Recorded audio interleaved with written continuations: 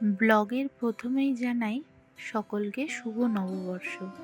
জানি আমার ভিডিওটা আপলোড করতে করতে একটু দেরি হয়ে গেল।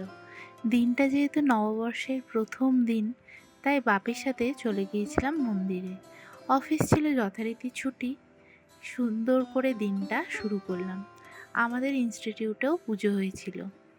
এইভাবেই দিনটা সুন্দরভাবে কাটালাম সকলে মিলে। সকালে মন্দিরে গেলাম বাপের সাথে, যেরকম বাপের সাথে প্রত্যেকবার মন্দিরে গিয়ে বসি, এবারেও তাই হলো। মা এসেছিল সকালে, তারপরে মা একটু বেলা বাড়তে বাড়ি চলে গিয়েছিল। তারপরে মন্দিরে পুজো টুজো কমপ্লিট হয়ে যেতে এবার বাড়ি ফেরার পালা। অনেক দিন বাদে চালালাম সাইকেলটা, যেই সাইকেল আমার চিরকালের সাথী। আমি মাঝে যখন অফিস যেতাম তখনও কিন্তু সাইকেল চালিয়ে যেতাম। বেশ ভালো লাগে জানো তো। রিসেন্টলি সাইকেলটা সারিয়েছি। আমাদের এখানকার রাস্তাঘাটের যা দুর্দশা, সাইকেলটা এমনিতেই নষ্ট হয়ে যাবে। সাইকেল কেন, বড় বড় গাড়ি ঘোড়ারও অবস্থা খুবই অচল হয়ে যায়। তারপরে মা আর আমি গিয়েছিলাম বিকেলবেলা আমাদের পাড়াতেই, যেখানে পয়লা বৈশাখের মেলা বসে, ওখানে মা আমি মানু তিনজনে গেছিলাম।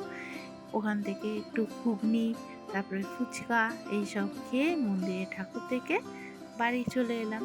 এইভাবেই কাটালাম সারাটা দিন। তোমাদের কেমন লাগলো অবশ্যই জানিও।